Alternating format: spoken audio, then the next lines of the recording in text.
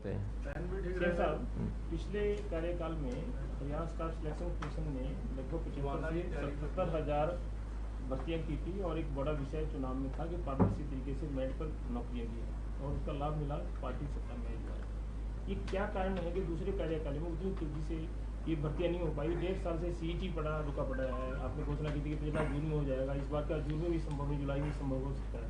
तो ये क्यों भर्तियां रुक रही हैं? नंबर 2, हरियाणा के स्कूलों में 40,000 के आसपास शिक्षक नहीं है, जो कि विधानसभा में जवाब दिया शिक्षा मंत्री ने। उसमें कह रहे हैं 34,000 के आसपास। देखिए, जहाँ तक अध्यापकों की कमी की वजह से भी नुकसान हो रहा है। मैं बता रहा हूँ अध्यापकों की जो विषय है उसमें पहली बात तो ये कि इसका जो गणित है वो अलग अलग प्रकार से सब लोग करते रहे हैं। सैंक्शन पोस्ट ये ठीक है कि एक लेवल होता भी है, सैंक्शन पोस्ट करनी चाहिए। सैंक्शन पोस्ट कई बार वर्तमान स्थिति के बाद आगे संभावित पोस्ट को देखकर भी किया जाता है, लेकिन शिक्षा विभाग में कई तरह के, अब उसको अनियमितता कहूँगा या कुछ व्यवस्थाएं ऐसी बना दी गई जिसके अंदर आज उतने अध्यापकों की आवश्यकता नहीं है। केवल एक फिगर दिखा दिया गया, जितनी आवश्यकता है वो कम है। उस कम के कारण से जितनी कमी है उसको हम पूरा करेंगे। अब मैंने पिछले दिनों में अध्ययन किया, एक सीनियर सेकेंडरी स्कूल है। अब सीनियर सेकेंडरी स्कूल में पहली कक्षा से शुरू हो रहा है और 12वीं पर समाप्त हो रहा है। तो मैंने पूछा ये जो पहली पर शुरू हो रहा है और 12वीं पर समाप्त हो रहा है, कितने स्कूल हैं? हमारे डिपार्टमेंट के लोग घूम गए, वो कहते जी 3 स्कूल हैं। एक ही बिल्डिंग है, क्या मानेंगे 3 स्कूल हैं? कि जी प्राइमरी स्कूल अलग है, मिडिल स्कूल अलग है और सीनियर सेकेंडरी स्कूल अलग है। मैंने कहा भाई हम भी पढ़े हैं और आज बाकी दुनिया में भी सब चलते हैं, प्राइवेट स्कूल भी चलते हैं।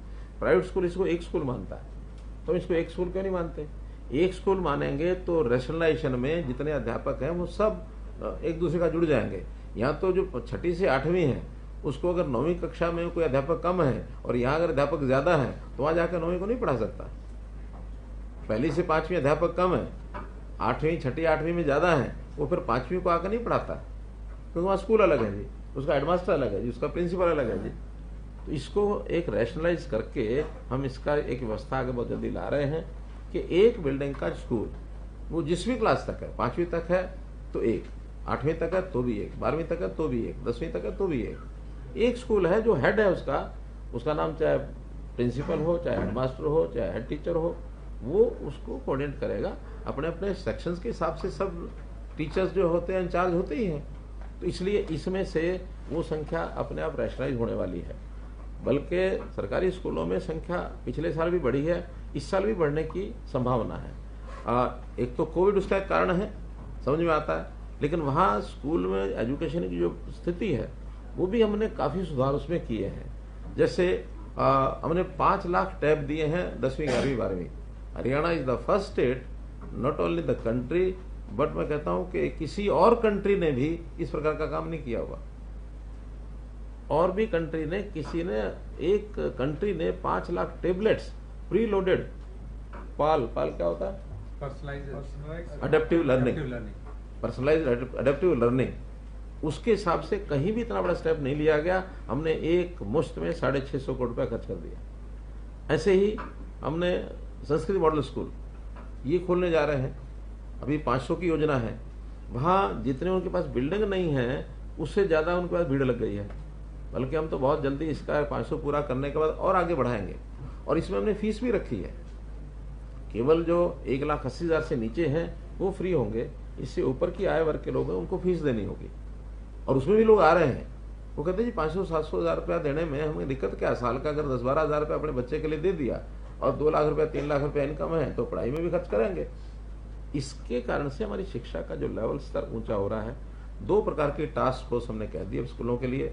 एक वहाँ का जो इंफ्रास्ट्रक्चर और उसकी स्वच्छता सुंदरता, 4 दीवारी है, सफाई है, स्कूल तक का रास्ता है, कोई बिल्डिंग की रिपेयर है, इसके लिए एक टास्क फोर्स अलग, यानी एक क्लस्टर तक हम ये अपनी टास्क फोर्स बनाएंगे, ब्लॉक से भी नीचे। और ऐसे दूसरा है हमारे जो ड्यूअल डेस्क हैं, फर्नीचर है, इसके लिए अलग से टास्क फोर्स बनेगी, ताकि हर एक स्कूल में लगभग 30% स्कूल ऐसे हैं जहां अभी बच्चे टाट पर ही बैठते हैं, लेकिन उनको भी हम ड्यूअल डेस्क दें, अच्छी व्यवस्था दें। स्मार्ट क्लासरूम्स तो लगभग सीनियर सेकेंडरी स्कूलों में सब जगह ही बन रहे हैं, लाइट की कोई कमी नहीं है। स्कूलों की बिल्डिंग्स पर हम सोलर प्लांट्स ये लगवा रहे हैं सब जगह, ताकि वहाँ अगर दिन में मान लो कोई छोटा मोटा फॉल्ट आता भी है या कई बार लाइट उस प्रकार की उतने वोल्टेज की नहीं रहे, ग्रामीण क्षेत्रों के अंदर स्कूलों में कठिनाई छोटी मोटी आ सकती है, वहाँ भी ये लाइट दिन में सोलर की उनको पूरी मिल जाए, ताकि आज जो इलेक्ट्रॉनिक युग के अंदर उनको लाइट का पूरा लाभ मिले। स्कूलों की शिक्षा का लेवल अच्छा हो रहा है। भर्ती करने के लिए भी हमने अब आगे पहले ट्रांसफर्स का एक मुहिम चलेगा, जो ट्रांसफर 2 साल से कोर्ट्स ने रोके हुए थे, चाहे वो इंटर डिस्ट्रिक्ट जेबीटीज के थे, चाहे बाकी पीजीटी टीजीटी के थे। अब कोर्ट ने एक तो क्लियर कर दिया है, केवल जेबीटी का है, उसमें थोड़ी कठिनाई थी, मुझे लगता है कि जून के महीने में वो भी ठीक हो जाएगा। तो ट्रांसफर्स भी एक बहुत बड़ा विषय है जो स्कूल के लेवल को अच्छा करता है, और नई भर्तियां भी अब जितनी आवश्यक होगी वो कराएंगे। और जो दूसरी जो भर्तियां स्टाफ सिलेक्शन जो दूसरी भर्तियां थी सीईटी 1.5 साल से नहीं हो पाया, वो सब अब करेंगे, सब करेंगे। अभी सीईटी में भी कहा, सीईटी जो है अब क्योंकि उसका नया एक प्रोग्राम था, नई पॉलिसी थी, उसको नोटिफाई कर दिया है। नोटिफाई हो गई ना, नोटिफाई हुआ है अभी कुछ दिन पहले, अब ऐड निकलेगी।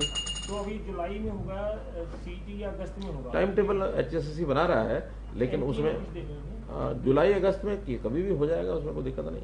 और उसमें सीईटी में जैसे ही टेस्ट होगा तो उसकी नियुक्तियां तुरंत होंगी, क्योंकि इंटरव्यू तो है नहीं, इसलिए इंटरव्यू ना होने के कारण से एक बड़ा उसका ये भी होगा। सीईटी में 2 एग्जाम होते हैं, डी यानी डी में 1 होता है, सी में 2 होते हैं। तो एक एग्जाम सारा सामूहिक सबका होगा, दूसरा एग्जाम सी में जो उनकी पोस्ट है, पोस्ट के हिसाब से जो रिक्वायरमेंट है, वो एग्जाम जो ऊपर क्वालिफाइंग जो बच्चे हैं उसमें उन पोस्टों का 4 टाइम्स है ना, 4 टाइम्स लेकर के और सेकंड एग्जाम होगा, ताकि जल्दी एग्जाम हो जाए। 4 टाइम में 1 टाइम लेना, 3 टाइम रह जाएंगे, बाहर जाएंगे। खेलो इंडिया कार्यक्रम के लिए क्या प्रधानमंत्री जी को निमंत्रण दिया है सर? उसको प्रधानमंत्री जी का संभावना कम है, लेकिन अब या तो रक्षा मंत्री नहीं तो डिफेंस मिनिस्टर, उन दोनों में से कोई ना कोई आएंगे, तय वही करेंगे। प्रधानमंत्री ऑफिस तय करेगा, जिनको भेजेंगे करेंगे, लेकिन कोई ना कोई जो सीनियर मिनिस्टर्स हैं उनमें से आएंगे। सर ये रोहतक में